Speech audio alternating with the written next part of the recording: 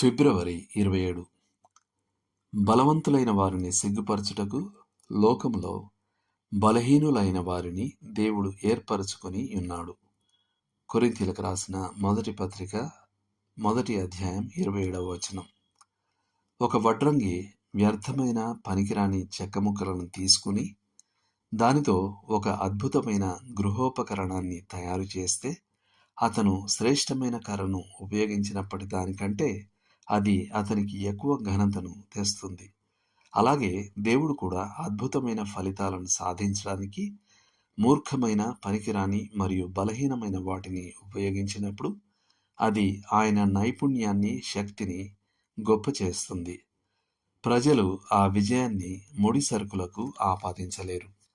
ఆ ఘనత కేవలం ప్రభువుకే చెందుతుందని ఒప్పుకోక తప్పదు. న్యాయాధిపతుల గ్రంథము బలమైన వారిని సిగ్గుపరచడానికి దేవుడు లోకములో బలహీనమైన వారిని ఉపయోగించటం గూర్చి పదే పదే ఉదాహరణలను అందిస్తుంది.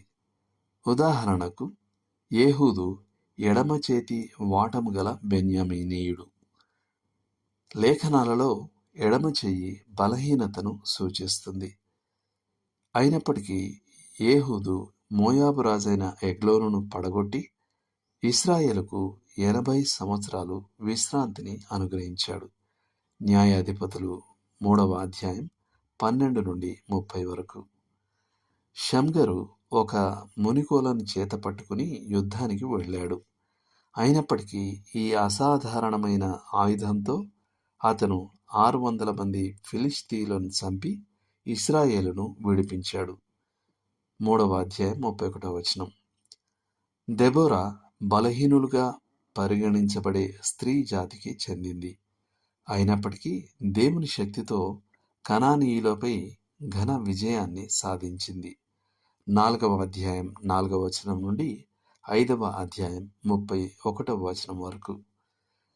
మానవపరంగా చూస్తే సీసెరా యొక్క 900 ఇనుప రథముల ముందు బారాకు యొక్క 10,000 మంది కాల్బలము సరిపోదు. అయినప్పటికీ బారాకు యుద్ధరంగంలో పూర్తి విజయం సాధించాడు. 4వ అధ్యాయం 10-13 వచనాలు.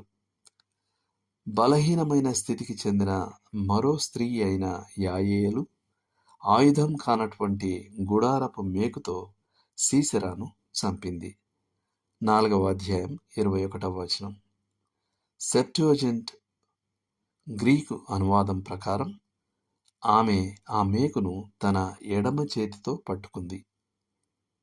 గిద్యోను మిద్యానీయులకు వ్యతిరేకంగా వెళ్ళినప్పుడు ప్రభువు అతని సైన్యాన్ని 32,000 నుండి 300 మందికి తగ్గించాడు. 7వ అధ్యాయం 1 నుండి 7వ వచనం వరకు. అతని సైన్యం ఒక యవల రొట్టె రూపంలో చిత్రీకరించబడింది. యవల రొట్టె పేదల ఆహారం కాబట్టి ఆ చిత్రం పేదరికాన్ని మరియు బలహీనతను సూచిస్తుంది.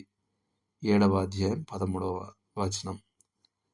గిద్యోను సైన్యం యొక్క అసాధారణమైన ఆయుధాలు మట్టి కుండలు, దివిటీలు మరియు బూరలు.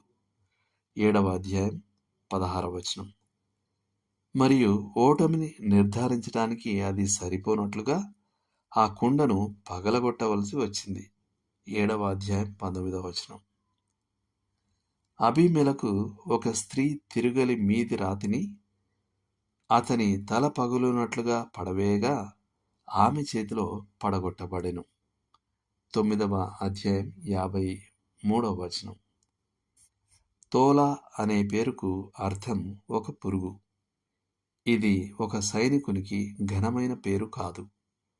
10వ అధ్యాయం 1వ వచనం. సంసోను తల్లి పేరు లేని గొడ్రాలైన స్త్రీ. 13వ అధ్యాయం 2వ వచనం. ఆమె కుమారుడైన సంసోను ప్రాణాంతకం కాని ఒక గాడిద పచ్చి దవడ ఎముకతో 1000 మంది ఫిలిస్తీయులను చంపాడు. 15వ అధ్యాయం 15వ వచనం.